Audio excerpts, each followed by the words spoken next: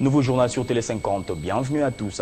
Je vous le disais au sommaire, la Cour constitutionnelle vient de perdre l'un de ses 9 juges, Yvonest Kalonda Kele Oma, malade depuis plusieurs mois et mort ce dimanche 8 avril 2018 à la clinique Ngaliema à Kinshasa où il était hospitalisé. Selon le juriste Georges Kapiamba, contacté par nos confrères d'actualité.cd, son remplaçant devra être remplacé d'office dans le bloc de 3 juges réservés au chef de l'État.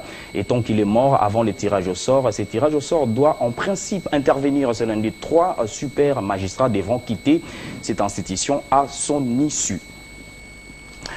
Surchauffe sur les marchés du cobalt depuis la bourse de Londres. Nous apprenons que la tonne de négocie désormais à 100 000 $ américains. La RDC, qui est convoitée, doit jouer le premier rôle très déterminant dans les jours à venir en tant que pays disposant ces métals précieux. Au processus électoral en RDC, la Commission électorale nationale indépendante va déposer auprès du gouvernement ce lundi l'avant-projet portant répartition des sièges. Corneille Nangaa a annoncé que son institution va débuter une interaction avec le gouvernement à travers les ministères de l'Intérieur et celui de la décentralisation sur ces documents.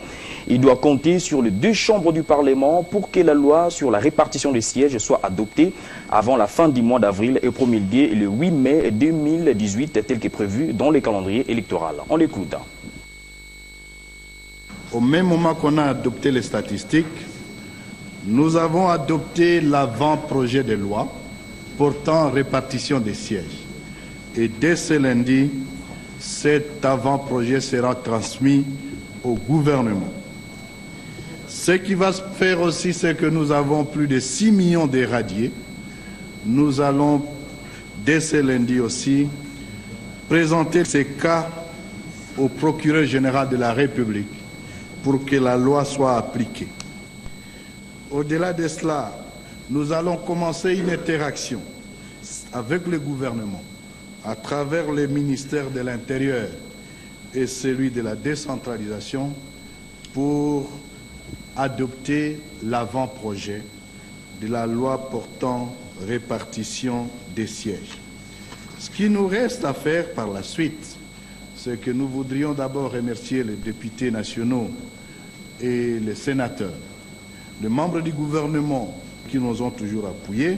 De l'autre côté, nous comptons sur la diligence des 2 chambres du Parlement pour que la loi soit adoptée avant la fin du mois d'avril et qu'elle soit promulguée au 8 mai comme prévu dans les calendriers.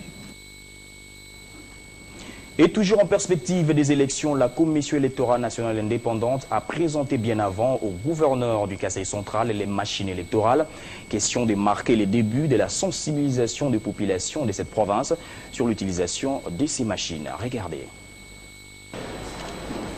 Le processus électoral en République démocratique du Congo poursuit son bon nombre de chemins. C'est un lot de 6 machines à voter prévues pour des séances de sensibilisation de population de la ville de Kananga et des 5 territoires qui présente le secrétaire exécutif provincial de la Commission électorale nationale indépendante au gouverneur Denis Kambaye Chimbumbu en sa qualité de président du comité provincial de sécurisation du processus électoral. Ces machines ont été dotées au Kasaï central. Le gouverneur Denis Kambaye Chimbumbu, qui a inscrit les élections parmi les priorités de son programme d'action, a garanti de prendre toutes les mesures nécessaires pour sécuriser le processus de sensibilisation des populations à l'utilisation de la machine à voter dans tous les coins et recoins du Kasaï central. Denis Kambaye Chimbumbu invite la Commission électorale nationale indépendante à communiquer sur la machine à voter devant le membre du gouvernement de l'Assemblée provinciale.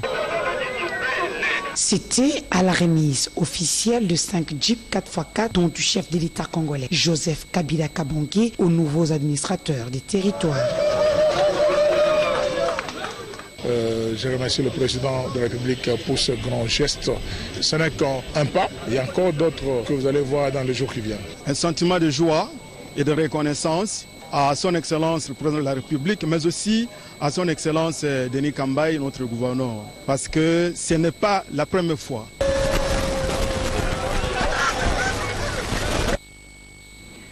Écho des partis politiques, installation de la Ligue des femmes du PPRD dirigée désormais par Mme Janine Mabunda. Le secrétaire permanent du parti présidentiel, Ramazani Chadari, a appelé les nouvelles animatrices de la Ligue des femmes à mobiliser les mamans derrière la vision de l'initiateur du PPRD, Joseph Kabila. La cérémonie a eu lieu à l'espace chez le conseiller en Moudi, dans la commune d'Ngaliema. Devant une foule immense, des militants du Parti du Peuple pour la Reconstruction et la Démocratie et en présence de ses adjoints, ainsi que des membres du cabinet du chef de l'État, le secrétaire permanent du PPRD, Ramazani Chadari, a installé officiellement la Ligue des femmes de son parti, dirigée désormais par Mme Janine Mabunda Lioko, qui est à la tête d'un comité de 9 membres. La Ligue des femmes du PPRD est secondée par les commissions des mobilisations des suivis des actions des mamans et du processus électoral, ainsi que le comité des sages, où l'on retrouve les militantes de première heure de la révolution du 17 mai, dont Maman Tchalamwana et Agathe Moulimbi. Ramazani Chadari a appelé les nouvelles animatrices de la Ligue des femmes à mobiliser les mamans derrière la vision de l'initiateur du PPRD, Joseph Kabila, pour élever les défis des élections avant de les exhorter à postuler massivement. Le PPRD qu'il appelle toutes les femmes à s'enrôler, à soutenir le processus électoral dans la paix, la discipline, l'unité et la concorde nationale, c'est plus un slogan. Nous, on le prouve par les faits. Actualité politique oblige, Ramazani Chadari a de nouveau martelé que l'ancien gouverneur du Katanga, Moïse Katumbi, spécialiste des pénaltys, qui a annoncé sa candidature à la présidentielle, est hors jeu parce qu'il a 2 nationalités.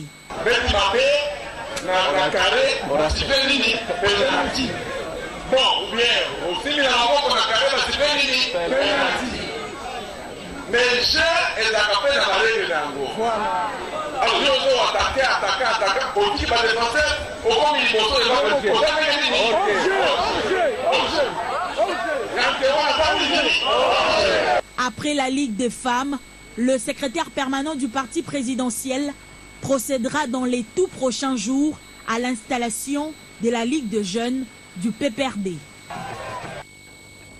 Séduits par les projets des sociétés du Parti travailliste, les amis de Léon Vita ont adhéré massivement au Parti travailliste, dont l'initiateur est Steve Mbikai, actuel ministre de l'ESU. C'était au cours d'une cérémonie de signature de fiches d'adhésion qui a eu lieu ce dimanche à Kinshasa, dans le district de la Tchango. C'est au total plus de 500 adhérents par jour. Un record pour un parti politique qui se réaffirme prêt à affronter les élections prévues à la fin de cette année 2018. Devant les désormais camarades de cette force de gauche, Steve Mbikai donne pour preuve la mise sur pied il y a peu de la coordination électorale du parti qui travaille sans relâche. Déjà et moi, qu'on a mis sur pied la coordination nationale des élections. Cette organisation dont de travailler, nous avons amorcé l'étape d'investir différents candidats du parti. Chaque candidat va investir, il doit nous montrer qu'il y a une base dans sa circonscription. C'est comme ça qu'aujourd'hui, Grand Léon nous a invités à venir investir ici à Djangou comme l'un de nos candidats. On voudrait dans 2 mois tous les candidats soient déjà connus parce que nous allons organiser une formation idéologique, leur apprendre comment est-ce qu'ils doivent s'y prendre. Déjà la semaine prochaine, nous allons envoyer une délégation de formateurs à Cuba pour être formés encore davantage à l'idéologie de gauche. Aussitôt reconnu cadre du PT, Léon Vita Kalunga a été immédiatement intronisé et présenté comme candidat député national dans la circonscription de la Tchango. C'est le premier parmi tant d'autres qui présentera ses partis dans la circonscription. C'est aujourd'hui pour l'investir en tant que l'un des candidats du parti dans cette circonscription électorale. Tchango, c'est le quartier général du PT. C'est ici que regorgent toutes les forces vives du parti travailliste. Et les membres du PT se félicitent d'avoir mis en pratique l'appel de leur autorité morale, Steve Mbikai. L'objectif pour le PT étant de rafler au moins 3 sièges dans la circonscription de la Tchango, fief électoral de Steve Mbikai. Ils promettent de coaliser leurs efforts de réflexion pour que le PT et seul dénominateur commun gagnent les élections. Après la Tchangou, la Funa et Moomba, la dynamique pour la démocratie du Congo a installé officiellement le président de l'interfédéral et les présidents fédéraux du district de la Lukunga. Cette série d'activités est un signal fort que lance ces partis, une manière pour les autorités de la DDC d'affûter les armes pour la bataille électorale.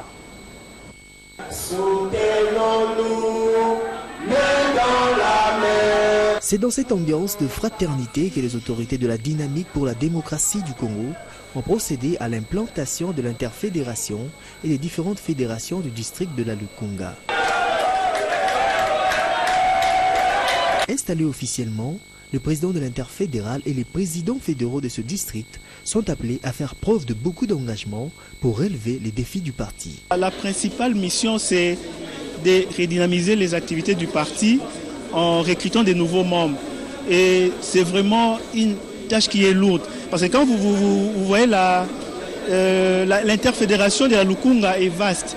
Et vu l'étendue de cette interfédération, ça montre aussi la grandeur et la complexité de la tâche qui m'attend. Mais je me dis avec plus de volonté, je pourrais arriver à vaincre ces défis. Et je ne travaillerai pas seul parce que j'ai les présidents fédéraux qui vont m'aider à pouvoir arriver à bout de la mission qui nous a été confiée. La DDC s'est lancée dans la mise en place de ces structures pour mieux entamer les préparatifs de la campagne électorale. Occasion pour le président national Ingele Ifoto de saluer les efforts des autorités du parti. Les autorités du parti, ils ont fait un travail de titan. Ils ont sillonné les communes, ils ont sillonné les anciens districts et ils nous ont donné, je vais parler des autorités, elles nous ont donné ces résultats. Je ne peux que les remercier et dire chapeau bas. Maintenant, c'est le devoir de ceux qui ont eu le pouvoir, ceux qui ont été installés par les autorités compétentes du parti, de nous faire voir en dehors des salles. Maintenant, il faut la conquête pour les stades, en fait de les remplir et de démontrer manifestement que la DDC est installée à Kinshasa. La dynamique pour la démocratie du Congo demeure plus que jamais déterminée à remporter les élections à tous les niveaux. Ouvrons à présent notre page sportive. Je vous le disais en titre, la soirée des galas des boxe professionnels a vécu samedi au Pullman du Grand Hôtel. Plusieurs combats étaient au menu de cette journée. Parmi les phares, il y a eu celui qui a opposé les Congolais Rocky Kaleng à l'Argentin Nelson Fabian dans la catégorie des lourds. Victoire des Congolais après 6 rounds. Le natif de Kolwezi a du coup réservé deux titres WWPC et IBO. Doudumbala. Rocky Kaleng reste intraitable sur son sol. Le boxeur congolais ne s'est pas fait prier pour venir à bout de l'Argentin Nelson Fabian, battu par KO samedi lors de la soirée de gala. Et pourtant, à l'entrée des deux challengers sous le ring, rien n'est présagé un tel scénario, mais rempli et acquis à sa cause, le chapiteau du Pullman Grand Hôtel Kinshasa n'a pas assisté à une soirée terne. Bien au contraire, dès le premier round, les deux boxeurs se sont projetés à l'offensive en lieu et place de s'observer. Rocky Kaleng, natif de Kolwezi, soutenu par le sien, marque le point jusqu'à la fin du premier round et du deuxième. Au troisième round, l'Argentin Fabian sort également ses griffes et fait des attaques placées, mais des attaques qui n'arrivent pas à inquiéter les envies des Rocky, le Congolais. Quatrième round, rien à signaler jusque-là, mais au cinquième, Rocky Kaleng asphyxie son adversaire et l'amène minute par minute autour des cordes. C'est au sixième round que les choses vont se décider. La technique du boxeur congolais paiera cash. Rocky démontre alors sa force de frappe et Nelson est par terre. Je sais comment manipuler un cogneur et je le fais. C'est grâce aux techniques qui a été vraiment fait, que les techniques qu'on a travaillé avec mon entraîneur Wilson Nyembo, que je remercie beaucoup. C'est la fin du combat. Rocky met KO Fabian Nelson et conserve son titre international IBO et récupère la ceinture de l'Argentin, la WWPC, ceinture rajoutée à Kaleng pour ce combat gagné techniquement. Beaucoup de satisfaction parce que nous l'avons vu évoluer du côté Kolwezi où on fait tout pour qu'il ait un bon encadrement Il a eu à arracher 4 victoires sous notre direction comme ministre des Sports. Ça y est, la boxe congolaise est donc de retour sur l'échiquier continental et international. Coup de chapeau au comité fédéral géré par Ilunga Luyoyo. Et dans l'autre combat, dans la catégorie de super léger, les Congolais Maroy Sadiki a pris le dessus sur l'Argentin Orlando Fabias Antonio, qu'il a battu après 4 rounds de combat. Champion continental, Sadiki a fait sensation et pourtant il a connu des circonstances difficiles durant ces chocs, qui a tenu toutes ses promesses. Regardez.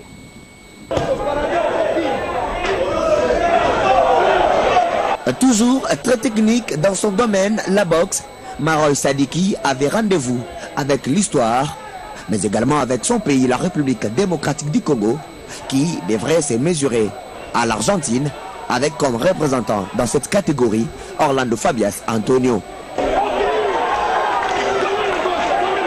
L'enjeu reste le même, la ceinture internationale dans une catégorie où les Africains ont souvent du mal à se confirmer. Mais d'entrée, Maroy décide alors de dévoiler ses ambitions et prouver sa détermination avec son style. Sa force de frappe lui sera malheureusement fatale au premier moment de ce combat, puisque le Congolais va glisser à 2 reprises. Le combat devient de plus en plus rude et intéressant au 2e round, quand l'Argentin a sorti ses cartouches tactiques et bouscule la tranquillité du public congolais venu en masse soutenir le sien. Au 3e round, c'est l'agressivité du Congolais qui oblige les 2 boxeurs à chuter. L'arbitre relève alors les 2 challengers. Le combat se poursuit normalement. Plus entreprenant que son adversaire du jour, Maroy Sadiki finira par l'emporter, là aussi par KO au 4e round. Le chapiteau de Pullman bouge et est en ébullition. Le 2e Congolais de la soirée assomme un Argentin. Satisfaction totale pour le public. Les jeunes Congolais ont bien presté, il faut les encourager. Maroy a gagné sérieusement. La bataille que nous avons maintenant, je vous informe que vous allez revivre la boxe dans ce pays, parce que déjà la Confédération africaine de boxe voudrait mettre le siège de la zone 3 ici, voulait mettre le siège de l'AIBA ici. Donc on aura des grands boxeurs professionnels d'Afrique qui vont venir ici. Ça y est, Maroy Sadiki inscrit également son nom sur la crème internationale des boxeurs qui veulent aller très loin.